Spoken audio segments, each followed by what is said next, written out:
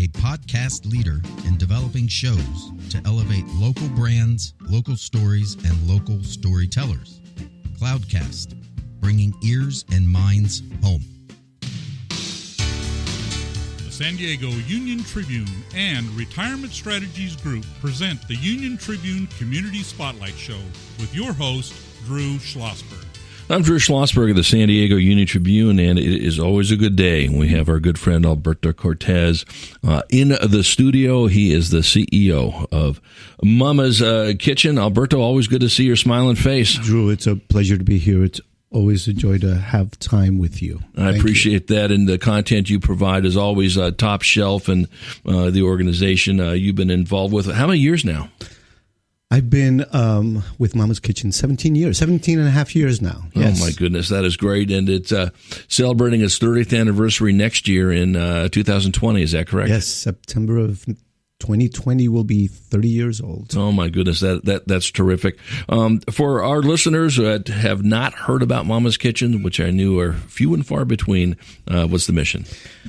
At Mama's Kitchen, we believe that everyone's entitled to the basic necessity of life, nutritious food. We're a community-driven organization that provides nutrition services to people with critical illnesses. We're focusing our efforts right now on folks with HIV, people with cancer, heart disease, people with diabetes. And our interventions are not just the provision of food, they're the provision of medically tailored meals that are aimed at improving people's health outcomes.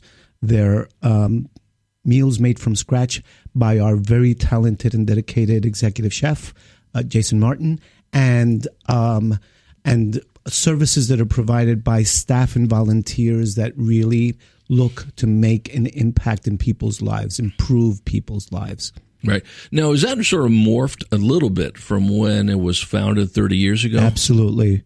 We started providing services, nutrition services, home-delivered meals to people with HIV, people with AIDS. At the time, that was our focus. It was our focus for the first 12 years of the organization, right. 13 years. And we took what we've learned in serving people with HIV and broadened it to a broader spectrum of folks whose needs around nutrition are very real, where nutrition can make a difference. Right. You know, and it makes so much sense. And we were honored to take a little tour of your place as part of the Susan G. Komen San Diego, as you remember, in that aspect. How many folks work with you? Staff, we currently have about 22 staff people. Yeah. We currently have about 850 volunteers. We have an amazing board of directors of 22 people. It is really a community effort. Right. You know, I want to jump a little bit ahead here. You had your 9th millionth meal delivery in September of 2019. That is just off the charts. It is. It was a wonderful opportunity to celebrate a milestone that speaks to the long-term impact and service breadth that Mama's Kitchen has provided.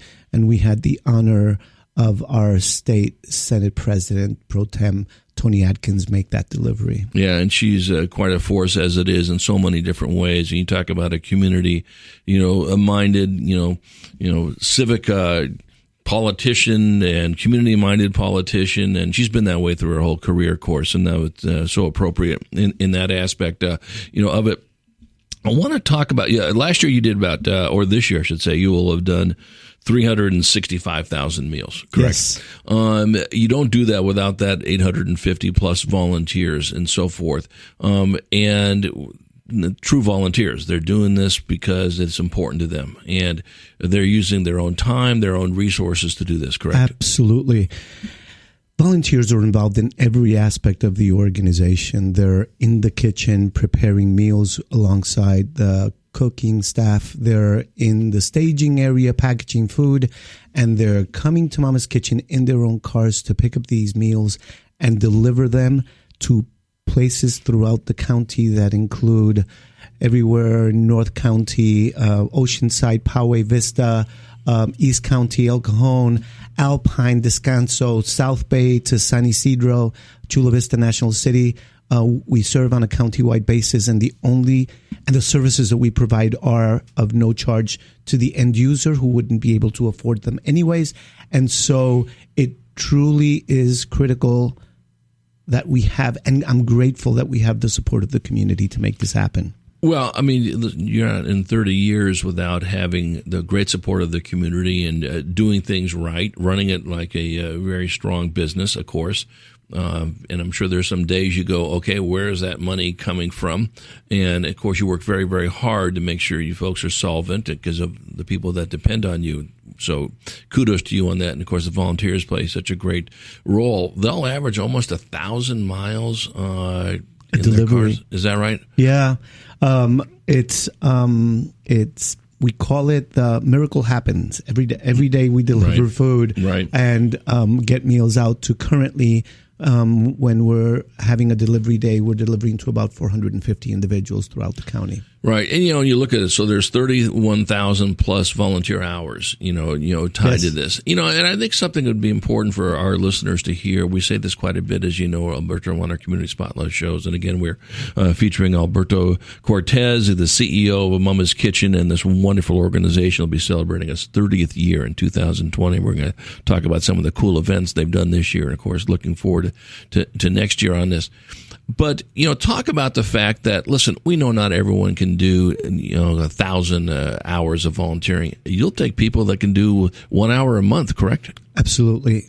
Like financial contributions, $1,000 is wonderful and $1 is wonderful. Volunteering 1,000 hours is wonderful. Volunteering an hour is wonderful. It's the combination of support in whatever form people can do that makes the work of Mama's Kitchen happen. So I'm inviting folks in San Diego County to consider an organization like Mama's Kitchen to volunteer. In fact, I'm going to make that broader. The best way that we can make our community the best community possible is for people to be involved, be it Mama's Kitchen, be it some other nonprofit organization that's making a difference in people's lives. Be involved in music, be involved in the arts, be involved in providing support to military families, to folks that are sick, to folks that are homeless. We can make a huge difference in our community simply by being involved. And there's so much truth to that. And anybody who has spent time volunteering and we're a little reluctant, they're not reluctant anymore. We see this all the time, to your point, whether it's with Mama's Kitchen or Junior Achievement or Susan G. Komen, pick a topic of some of the wonderful 8,000 plus nonprofits in our area. The fact that once you get engaged and you see how appreciative, the staff is, and most importantly, the end user is of you coming out there, it's really something. And, we have 3.3 million people that live in this, in this county, of course, but even for a little too young to be volunteering, but that's okay. Talk about how important it is, and then we'll get to some of the events as well.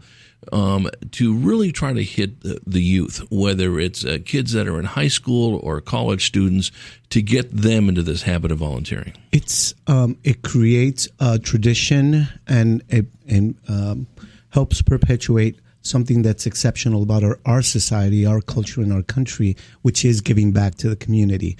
We have volunteers that have been involved with Mama's Kitchen since pretty much they were born, because their parents were involved and they would bring them to the kitchen. And now these are young adults. We have folks that help in the staging area. We have some folks that have spent almost all their life at Mama's Kitchen, where they help us at our pantry. And it's been because they've been exposed to that aspect of giving, and it becomes part of who they are.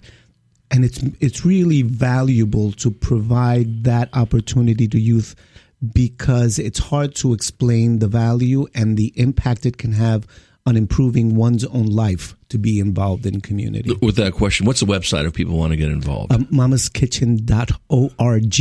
It's really simple, all one word, no apostrophe. And the dates of the volunteer orientations, which you don't have to RSVP, you just show up to one of those volunteer orientations, a relatively short 1 hour orientation that provides an overview of who we are, what we do, what the volunteer opportunities are.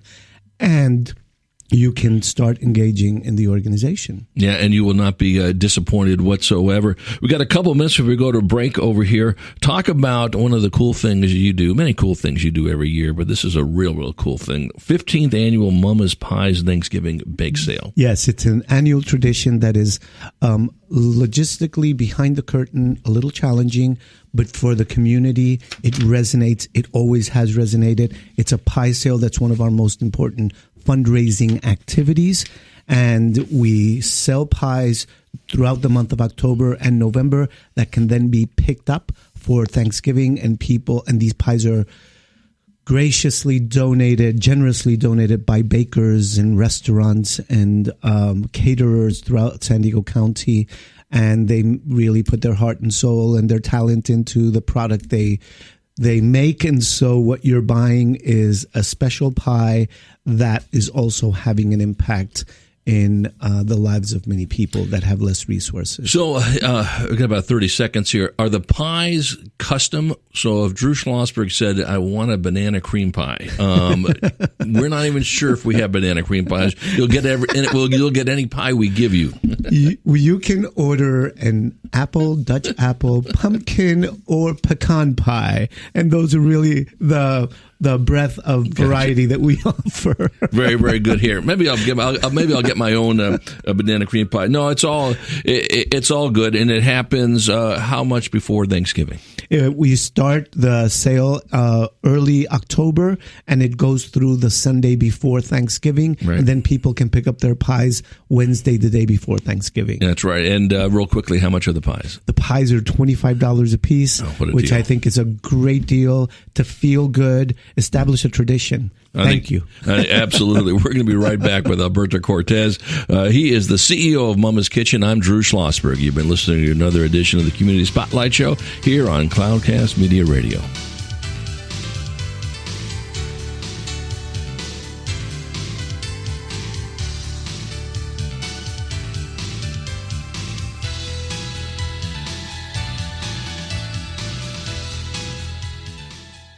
Cloudcast 180. Powerful people, powerful stories, 180 seconds. Welcome to Cloudcast 180. We're here today with the president and CEO of Father Joe's Villages. Welcome to Deacon Jim Vargas. Thank you, Charles. Good to be with you. We have 3 minutes. Let's hit it fast and furiously. We're going to talk this morning with you about San Diego being a very expensive city, which creates a housing crisis, which is exacerbating the homeless crisis in San Diego. Let's talk about your leadership on this issue. Sure, absolutely. We do have an affordable housing crisis here in San Diego. In fact, if you ask about the number one issue why people fall into homelessness, it's lack of affordability. And so they fall onto the streets, especially when rents go up, and rents are very expensive here. So we at Father Joe's Villages focus tremendously on housing. In fact, about 40% of our intervention is placing individuals into permanent and affordable housing. All right, so shows you the extent of what we do. And of course, there's services that go along with this, because in order for people to retain their housing, their dwellings, they have to have the services that they're necessary, whether it's mental health services or substance use disorder services, whatever that is.